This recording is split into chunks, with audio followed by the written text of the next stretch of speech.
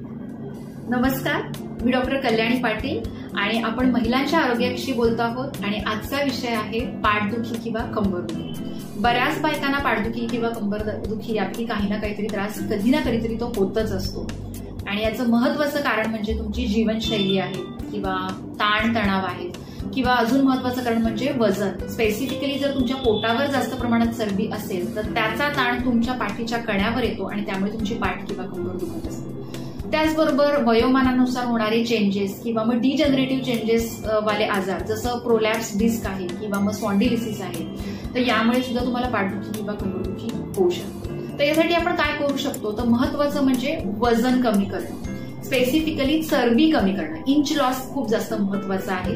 त्याच्यानंतर बसण्या उठण्याच्या proper posture असायला हवी, सवय असायला हवी। वजन उचलताना किंवा एखादी वस्तू ढकलताना किंवा ओढताना प्रॉपर पोश्चर तुम्ही मेंटेन करायला हवी।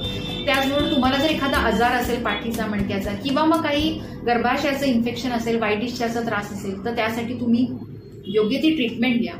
आणि व्यायामामध्ये मी तुम्हाला सांगेन स्ट्रेचेस आहेत किंवा स्पेसिफिक काही योगासन आहेत जसं धनुरासन, नौकासन, ताडासन, याचा तुम्हाला खूप छान फायदा होतो पाठदुखीवर, पण हे तुम्ही तज्ञ व्यक्तीच्या मार्गदर्शनाखाली करा। तर आजच्यासाठी एवढं, पुन्हा भेटूया नवीन व्हिडिओमध्ये नवीन माहिती घेऊ।